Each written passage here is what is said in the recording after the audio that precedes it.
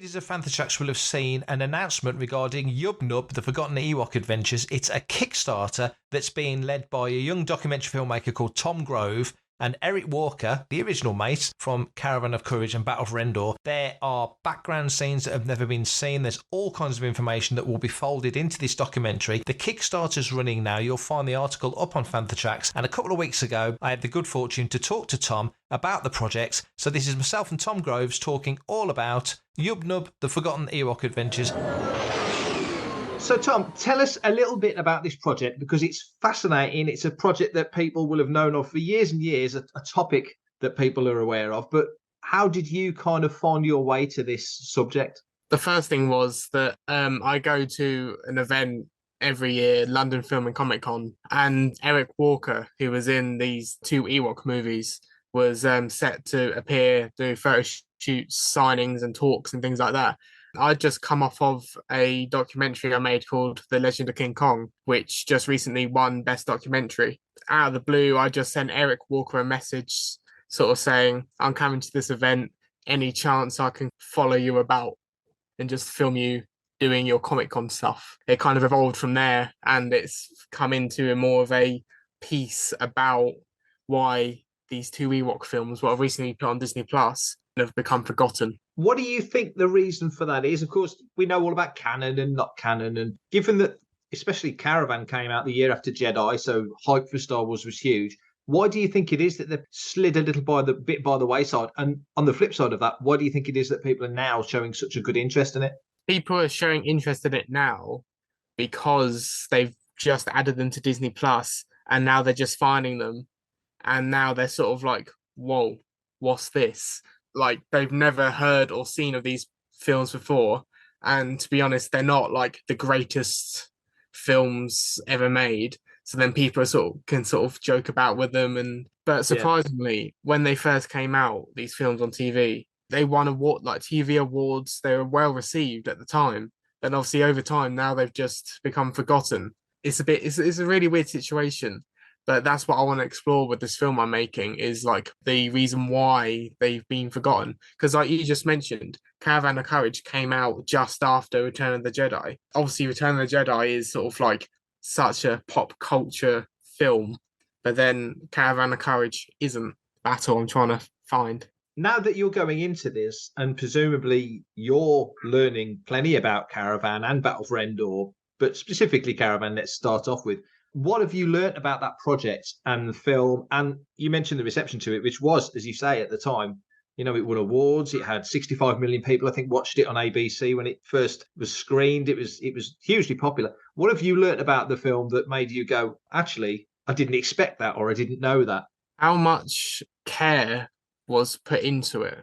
Because looking from the outside, it sort of felt to me over the years in the same category as the Star Wars Holiday Special. And we all know how that turned out. Researching on both these films and talking to the cast and crew of both films, you can feel the love and affection that was actually put into them. And then once you find all this information, and once the documentary's made, you watch my documentary, and then you go watch the films, you have the appreciation of there's so much detail and care put into them. Like all the stop motion creatures and all the creature suits that are used in them. They're just so well made. But unfortunately, they get lumped into the holiday special because of the sort of TV factor and the fact that they're not really fondly remembered like others. When you spoke to Eric, he's got great recollections of making Caravan, not so much Battle because he was only in it briefly, but Caravan especially. When you started to learn things like, for example, George Lucas directed scenes on Caravan of Courage, some of the second unit and pickups and stuff, was that a surprise to you? Because when Phantom Menace came out, it was very much, this is George's first directing role since A New Hope. And then you suddenly actually, in retrospect, realise, actually, no, he did this stuff on Caravan and filmed it at the ranch. So there's quite an interesting history to the film that a lot of people won't know, isn't there? That's something I'd really like to show in this documentary, is because I've been given access to never before seen like behind the scenes footage and pictures of both films. And there's quite a bit of footage of Eric Walker and George Lucas when he's filming the reshoots of the film. And there's this really good picture of George Lucas directing Eric. There's a fantastic picture of George Lucas talking to Eric with George's hands sort of up and sort of like doing the like director thing with his hands. And it's just like, wow. And when I interviewed Eric, he has such fond memories of working with George Lucas. I know he got confused a lot for a younger Mark Hamill because Mark there is Hamill, quite, yeah. yeah, there's quite a similarity, isn't there, back then? Yeah.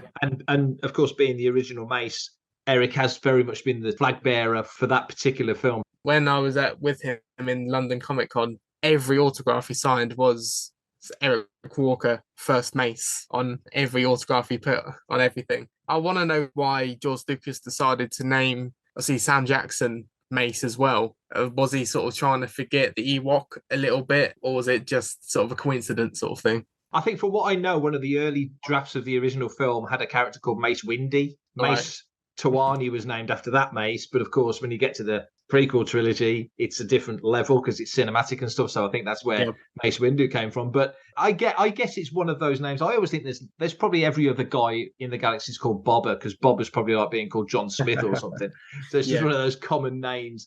Because it's such a sort of a sweet film, and it's a kids' film, with the two Mason and Sindel at the heart of it. Do you think if that film was made now with better access to visual effects and the volume and all the other stuff, do you think a story like Caravan of Courage would still work in 2023 in the way that it did in 1984? I don't know. That's a hard question because the state of cinema has changed so much since the 80s and 90s. What you can regard as like a good kids film or an actual blockbuster film has changed so much. Because I mean, the state of blockbusters nowadays, every superhero film wants to be the blockbuster, but superhero films are made just to be a blockbuster, not made to be an actual film. Things like Jaws and Star Wars were just films that were made, what just happened to become a blockbuster. I mean, they sort of invented the term blockbuster. Having a film like Caravan of Courage come out now, I'd feel it'd be the same fate as it was originally. Obviously, when it came out, it was straight to TV. In some areas, went to cinemas. But if it was out now, it would go straight to streaming. It would have some sort of hype to it or level of excitement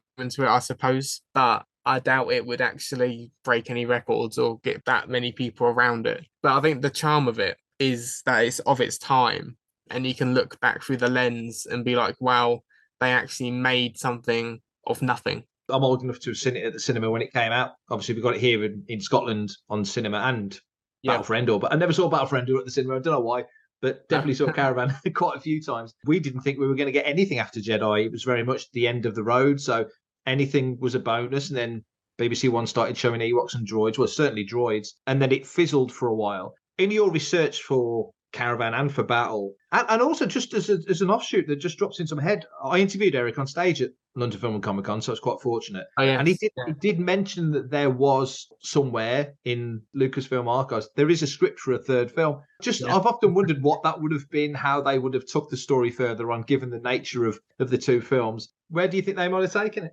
I don't know. Recently, obviously working on this, I rewatched both films multiple times, and what they did with the second film was a bit harsh on the original actors. Sort of, they kind of politely pushed them out, killed them off, and it was just only the little girl Sindel, Aubrey Miller, who was left, and it sort of pushed sort of Eric and everyone else out. But Battle for Endor, it's a weird film because it's nothing like Caravan of Courage, and the way it ends, it's sort of, it tries to be sort of the Endor battle from Return of the Jedi, just sort of like try and sort of action, sort of try and have it a big thing. But then for a third one, I know they've got like something somewhere in an archive, but I have no idea what they could do with it. Because I think those two Ewok films, they're both fine because one's a proper kid-friendly film, nothing in it at all. The second one is more of the Ewoks fighting people, like in Return of the Jedi. And then I don't know if Disney or Lucasfilm or anyone would really want another Ewok film that sort of explores something else. I know because I think in that the video game Star Wars Battlefront 2, that there was a Ewok hunt, stormtroopers sort of fighting the Ewoks, like a horror style thing. I interviewed Kevin Thompson for this documentary, and he said the same exact thing. He would want something to do with the Ewoks where they're just feral. They just go and attack the stormtroopers like really like violently. He wanted to see them sort of be proper sort of animals. But I mean, that'd be quite funny to see, but I doubt we'll get it. They're the original murder bears, aren't they? I mean, they are preparing a barbecue for Han Solo. Let's not forget. Yeah. It's always kind of been there. And this is the old classic, isn't it? Where did they get Princess Leia's dress from? Clearly, somebody at some point turned up before and ended up as a snack. With your research, then looking into the two films, and obviously the modern era of Disney Star Wars and cinematic Star Wars, let's say over the last sort of 8-9 years since Force Awakens, has brought us a very different arena for Star Wars to be told in. But looking back to 83, 84, 85, 86, that kind of era when these films were being made and then released, what have you sort of learned from that time period? Because Star Wars was clearly the biggest dog in the yard in terms of IP and franchises, not that people thought of it in those terms. Doing anything Star Wars nowadays is tricky because every aspect of ILM, Lucasfilm, and Disney has been documented somewhere by someone. But then that's the reason why I thought about the Ewok films. People know they exist. They've either seen them or they haven't, or they hate them or they love them. But then there hasn't been a specific thing about them in my recollection. There hasn't been a book or a film talking about the making of them. To sort of go out of that slightly, you said about Star Wars being such a big thing in the 80s and 90s and everything. But then this is my own personal opinion, but that's when Star Wars was like at its peak. That's when it was like perfect. But then nowadays it's sort of hit or miss. There's so much of it now. I think that's the thing that always strikes me looking back when I was a kid and you had the comics every week, your Palatoy figures, and your read-along adventures, be it cassette or little 7-inch vinyl. Star Wars wasn't even on television until late 1982. So there was such a scarcity of Star Wars, and the Ewok series or cartoon series and droids and the Ewok movies very much kind of fell into the very back of that time period. Yeah. So I think there's definitely a great affection for them. Who have you managed to speak to in relation to the two films in your documentary? I've only interviewed Eric Walker and Kevin Thompson, who played various Ewoks, and he's a stuntman in both films, and he was in Return of the Jedi. Those are the only two guys I've interviewed so far. I've interviewed them just before the Kickstarter. So, and when this Kickstarter starts to raise funds to pay for things for the documentary, that's when the rest of the interviews will be sort of gearing up. And tell us a little bit about the project and about the Kickstarter. What are your goals? What are your aims for this? For anything regarding film, is sort of, if you got no money, you got no film. So it's sort of like in the backseat, sort of going, asking people, please give us your money politely. But I'm still debating between two or three different sort of price goals on the Kickstarter. I'm just awaiting upon the poster by Mark Lamming. He's worked for like Marvel on like Darth Vader and Dr. Aphra and various other Star Wars comic books. But he's doing this fantastic cover art. That sounds fantastic. I mean, it's been so good speaking to you, because this is like something as a passion project for me, because it's sort of like Star Wars is one of those things, I mean, like yourself and so many other people that you grew up watching, and then you manage to work on something which is Star Wars, and you sort of pinch yourself sort of thing on working on something Star Wars. And it's always it feels like a great honor that you're actually doing something Star Wars. Celebrate the love, as they said at the end of Jedi. Thanks, Tom. Thank you. Hi, this is Ethan Sachs, writer of Bounty Hunters, and you're listening to Fantha Tracks.